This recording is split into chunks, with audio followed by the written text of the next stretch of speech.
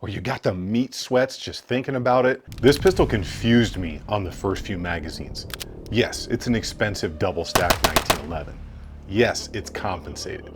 Yes, it has the Koenigsegg or Bugatti of triggers in a 1911 package. Yes, it looks as sexy as whoever the hottest dame in your mind could possibly be. And yes, it's got a big fatty mag well to stuff those double stack 9mm mags into. But I had a weird feeling about it, and it left me wondering what was in my hand. Well, I was excited for this one to come in, the Apache from Watchtower. And speaking to my buddy Nick over at PewView, he had nothing but good things to say about it. And I finally thought that this was gonna be the one, this was gonna be the pistol that I would get in that would make me just as fast and as accurate as Nick over at PewView, right? Right? Well, probably not, because Nick is an absolute monster with about everything he gets his hands on out there on the range. Before we get into the dirty talk, I'd like to give a big thank you to all of my Patreons, because with their support, it covered all the ammunition for the testing of the Watchtower Apache, and to a couple companies that have just been big supporters of the channel. First one being Brownells. Ever since I was a young patrol guy back in like 2007, they've always been my go-to. And to Hidden Hybrid Holsters as well, for making some of the nicest hybrid suede-backed leather holsters in the business right now if you want to carry in comfort every single day. Now on to that dirty talk about the Watchtower Apache. Did any issues come up? Did we have any problems? And of course, what is the internet saying, right? Because nobody gets a free pass here, and I think you guys know and expect that from the channel. So a while back, my buddy John from the Gun Collective had put out a video showing that a couple of them maybe had made it out in the wild, and you could actually pull the trigger while the safety was engaged. And I did read that out there on the internet, so that was something that through the 500 rounds plus of testing I did on the Apache that I really did want to pay attention to. I also made some phone calls to some people that I know that have these or have had them in for testing, and neither them or me were able to experience that. So I did a couple of different things. Obviously, I put the safety on and just mashed on the trigger to see if it would go, and it would not. Another thing I did was I tried to manipulate the safety kind of slightly down, still can't make it go. Then I took it off, made sure it functioned, ran the slide, and I tried to kind of go as fast as possible to see if maybe something was hanging up in there. And I was not able to recreate that, but since that was documented on camera out there and it was discussed all over the internet, I did want to address that right up front. As far as any issues that I personally experienced out there, I did have one failure to go back into battery. So as I was running a string of fire, you'll notice here that the slide just didn't go all the way back home. So I smashed it on the slide a few times on the back, try and get it into battery, and that round just said F you no, and wouldn't feed into the chamber. Now that was with Blazer brass, and that was also the same box or like lot of ammunition that I bought for Blazer, where like an entire row or two of the projectiles in that box were like mashed all the way down into the brass casing, and it only happened once. So I finished that mag up, finished up the rest of the Blazer I had, moved on to cellular and Bell at 115 grain, and I didn't experience any other issues, but since it did happen out there on camera, you guys do get to see it. There is one other thing that came up. Once I got all of my testing done out on the range and I came home and I did that final cleaning and inspection to see if everything was good, if there was any odd wear or anything, I did notice that the front sight was drifted slightly off to the left. Now, it can be like that if they zeroed it from the factory and noticed that it was shooting off to one side or the other, but this looked like a little bit more than something like a zeroed factory pistol iron sight. So I took aim real quick with my red dot on something very small, and it was pretty obvious that that front sight was way off to the left. Now I know my dot was completely zeroed, and then when I fired a round or two, that front sight had definitely drifted over to the left. I don't know if I banged it on something or if it was like that out of the box, because I don't remember seeing that up front, but it did occur. I've had that happen with 1911s in the past, and generally what you do is just put some red Loctite on there, drift it back over, make sure that Loctite's up underneath it, and generally it fixes the issue. But those are the only two things that came up in all of the testing at about 500-ish rounds so far. So why did the Apache leave me a little bit confused after those first few mags on the range, right? Because over the years, I've got to test a bunch of really nice custom 1911s, 2011s, double stack 1911s, and all the other stuff you've seen here on the channel. But the Apache is obviously purpose driven and built. It's big, it's heavy, it's got a built-in flush fit compensator on there. It's a competition rig.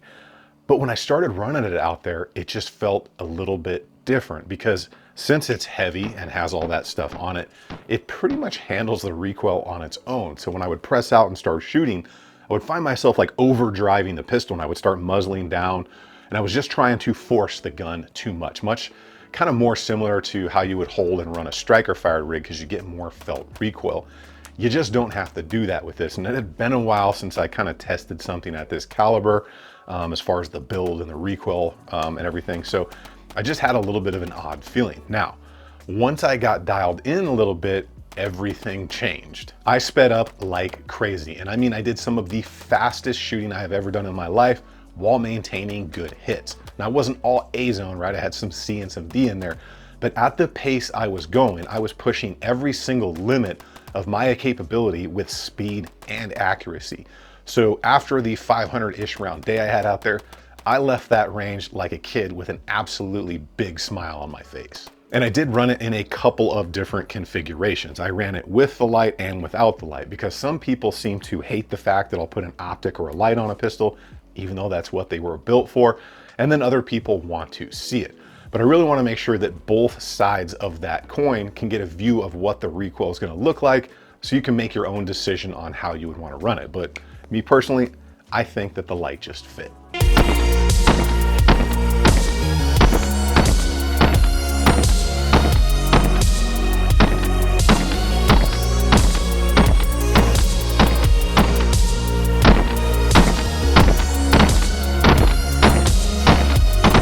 And I have to say, once you get dialed in with this thing, you can absolutely red smash out there with this thing on the range. Now, if you don't know what a red smash is, that's basically as you present, you see red where you want it and you just start smashing the trigger, because the thing is literally going to handle the recoil on its own. And it absolutely should be able to do that for the build style, the weight of it, and of course the price point, because these things come in at a premium. And because I know somebody is going to ask, yes, this was sent in by Watchtower for testing. I did not personally buy this thing, but I've reviewed their products before, and any issues that came up, I put on camera, just like I have so far with this pistol, because nobody gets a free pass on the channel. And that's all that they asked I do, was give them an honest review. Now, since we've talked about the speed and doing the red smash on this thing, let's take a good up close look at the trigger, what this thing comes with, and of course, talk about some magazines that you can actually use on this to save a little bit of coin. Now, let's talk about what you're actually gonna get, and of course, look at the trigger. Now, if you guys are interested in anything that we're talking about, as you see here today, I'll have a build list linked in the description down below. And if you're cultured enough to be watching this at your employer's break room, casting it to the TV, I'll put a QR code up here so you can scan it and check everything out.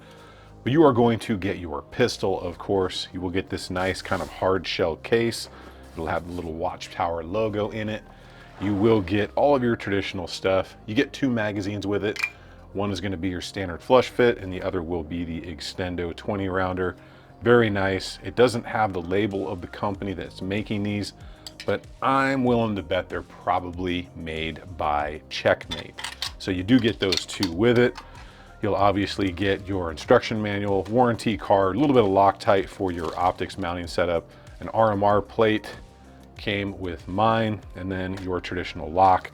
So it's a softer material inside. You do get a couple of additional areas to store stuff, plenty of magazine area, then kind of this little net topped pocket right there.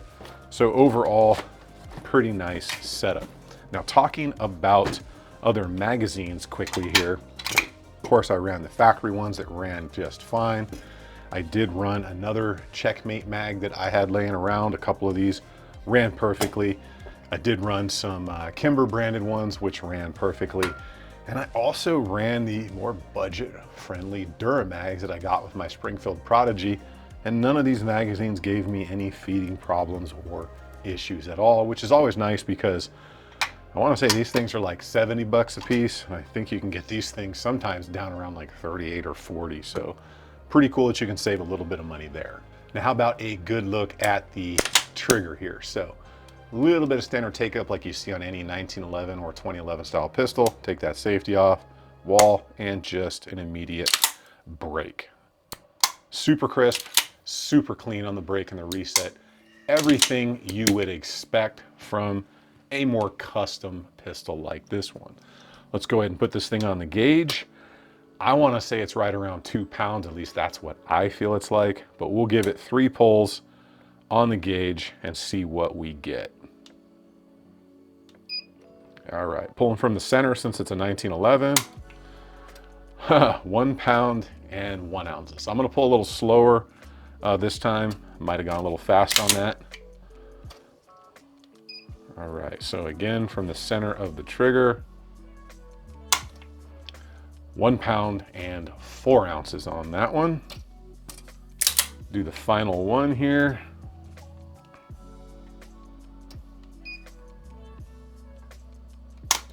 I slipped a little bit. 1 pound, 2 ounces. I'm gonna redo that because I actually came off the trigger due to that little roller wheel on there. So we gotta make sure we do it right if we're gonna make it count.